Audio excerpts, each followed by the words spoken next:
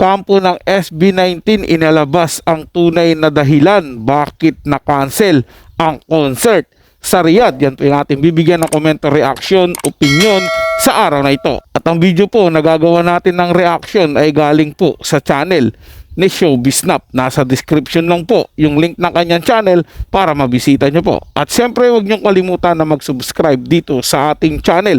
Isang like, share, and subscribe lang po mga tagapanood.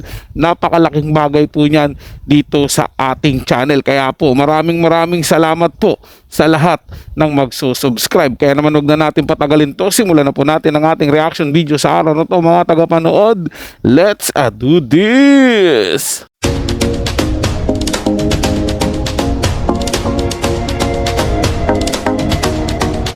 Marami nga ang nalulungkot ngayon matapos ngang i-announce ng 1Z Entertainment ang nasabi nga pong pag-cancel or hindi na nga po matutuloy ang simula at wakas concert ng SB19 sa Riyadh na magaganap sana ngayong October 9.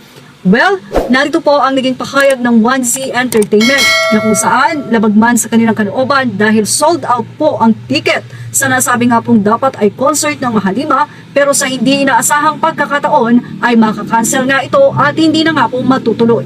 Pahayag ng 1Z Entertainment: "It is with deep regret that we must inform you of the cancellation of the SB19 Simula at Wakas concert in Riyadh, KSA, scheduled for October 9, 2025. At the Intercontinental Durat AI Riyadh or Al Riyadh.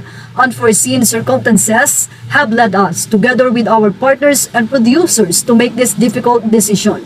We understand how much this event meant to you, and we share in your disappointment.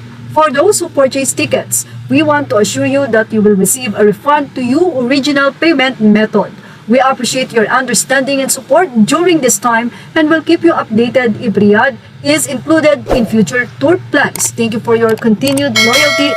Sa naging pahayag ng COO or ng 1Z Entertainment, makikita na sinabi niya na may unforeseen circumstances.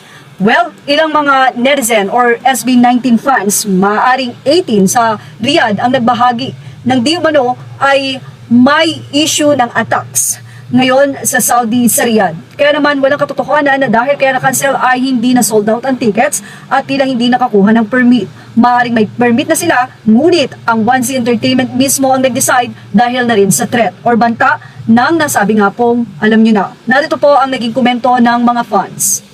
Say ng isang netizen, "Caps, according to Al Jazeera, they were missiles warning there in Saudi Arabia. Maybe that's the reason why they opted to cancel. Sana magkaroon ng live explanation ng Mahalima kung bakit na-cancel para malaman ng mga 18 sa Riyadh, di ba sold out ang ticket dyan?" Say naman ng iba, "Sayang, para sa ikabubuti, mas okay nang ma-cancel kaysa sa magkaroon ng problema or casualties. Kaya yan, babawi sa ibang sked, dami pang line-up, go, go, go. October 9, then October 11, Dubai. Lagari din kaya okay na rin siguro, 2 hours by plane, pwede na kayong mag-Dubai. Hindi papayag SB19 na hindi makapag-perform sa Saudi in the near future. Riyadh, relax and wait."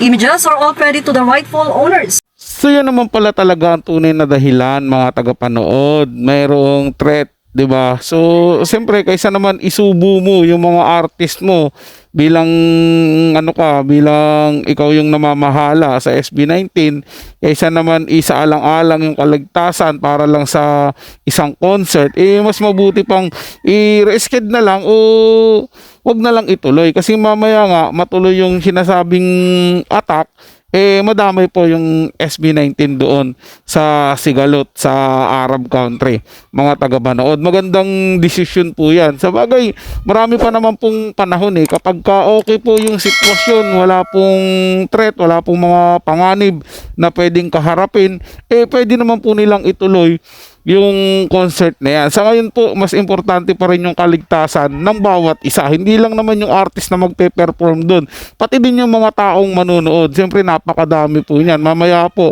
ituloy nga yung pinaplano. So, napakarami pong pwedeng mawalan, 'di ba, ng mahal sa buhay. Kaya mas okay na rin po talaga na hindi nila itinuloy. Bawi na lang po sa mga susunod na pagkakataon. So, saludo dahil inisip nila yung kaligtasan ng lahat. Siyempre, medyo yung iba dismayado kasi nga hindi tuloy, pero pagpasensyahan na lang natin. Ang importante kasi diyan, yung kaligtasan po ng lahat. Yung concert naman pwedeng magawa yan anytime, basta secured lang yung area.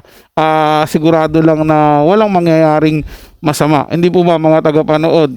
Kasi mas importante pa rin yung buhay kaysa doon sa kasiyahan na maibibigay sa inyo. So yun lang po mga tagapanood, ito ay comment at opinion lamang, wala pong personalan. Paalam po at mabuhay po kayong lahat. Maraming salamat po sa inyong panunood.